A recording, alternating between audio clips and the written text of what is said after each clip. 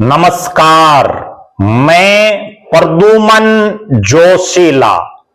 इनेलो supremo Abhay Chautala के एक ऐलान से बहुत से नेताओं की पहली अग्नि परीक्षा शुरू हो गई है और इस अग्नि परीक्षा का परिणाम तय करेगा कि इन नेताओं में कोई दमखम बचा है या ये नेता अब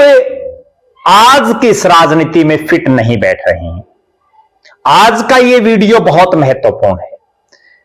क्योंकि 25 सितंबर को चौधरी देवीलाल के सम्मान दिवस पर रोहतक में जो इंडियन नेशनल लोकदल ने एक बहुत बड़ी रैली की, उस रैली से पहले बहुत से लोगों ने पार्टी ज्वाइन की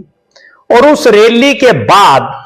बहुत से नेताओं ने, जिनमें पूर्व मंत्री, पूर्व विधायक, पूर्व प्रत्याशी शामिल रहे,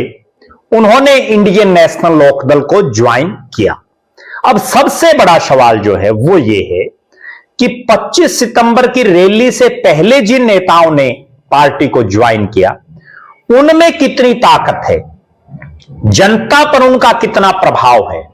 कितने लोगों को वो रैली में ला सकते हैं, वो काम तो 25 सितंबर को पता चल गया था। अब जिन नेताओं ने 25 सितंबर के बाद इंडियन नेशनल लोकदल को ज्वाइन किया है, चाहे वो कोई कितना बड़ा चेहरा क्यों ना हो, उनकी पहली अग्नि परीक्षा 20 फरवरी को होने जा रही है। जी हां, कुछ घंटे बाद 20 फरवरी को यह अग्नि परीक्षा होगी। क्यों? क्योंकि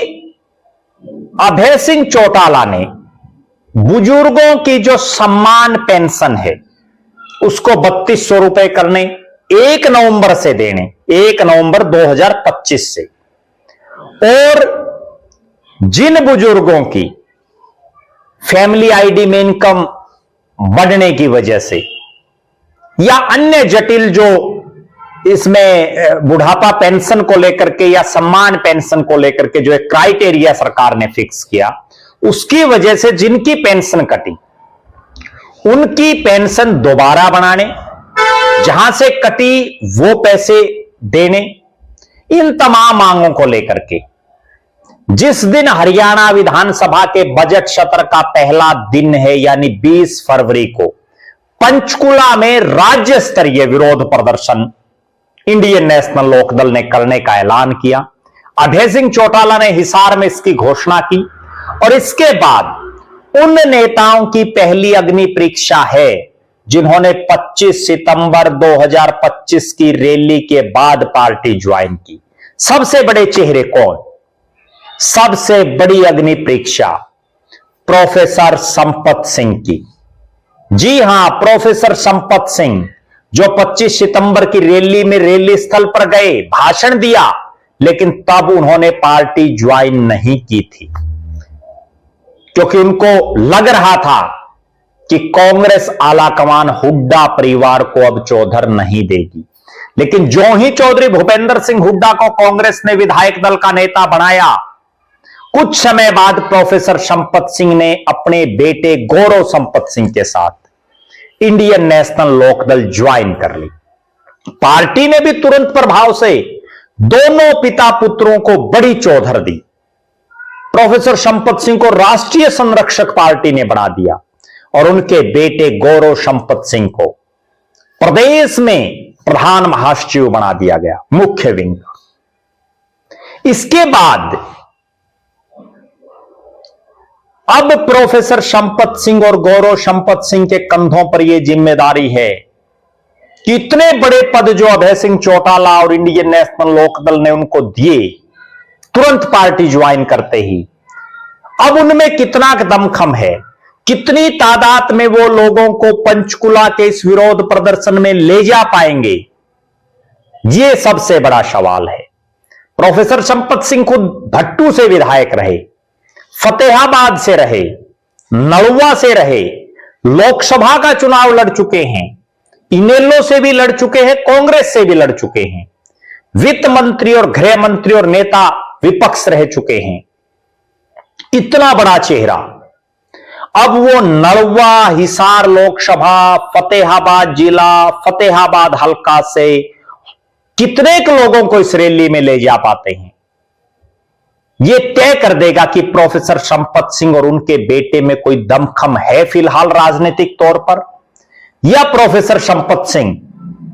जो दूसरे दलों के नेता बार बार कहते हैं कि अब वो बुजुर्ग हो चुके हैं, अब उनका को जो है ऐसा समय उनका है कि अब वो घर पर रेस्ट करें,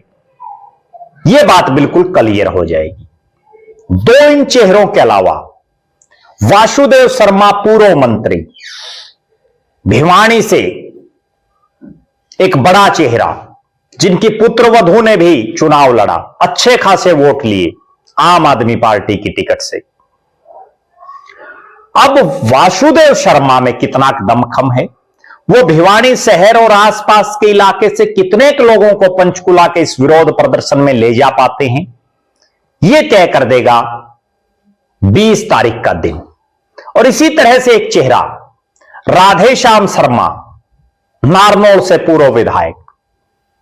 जिन्होंने नांगल चौधरी में एक कार्यक्रम करके इंडियन नेशनल लोकदल को ज्वाइन किया, उनके बेटे सतीश शर्मा एडवोकेट,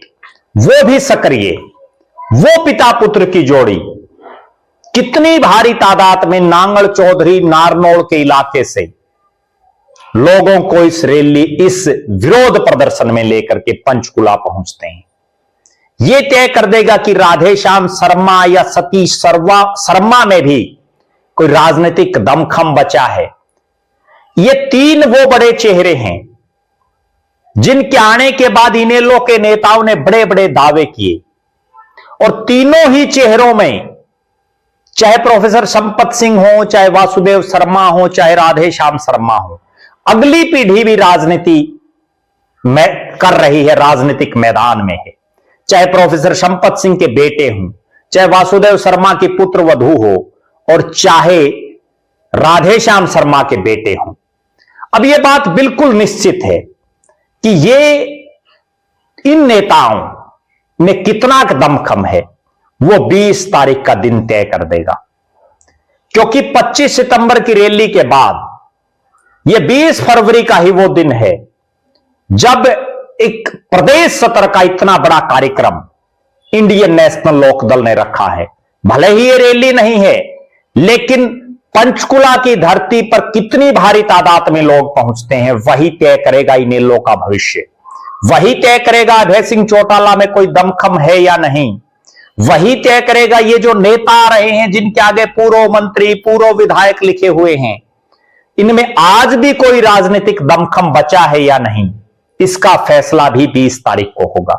और इन तीन मुख्य चेहरों के अलावा बहुत से और भी चेहरे हैं, चाहे वो गढ़ी सापड़ा किलोई से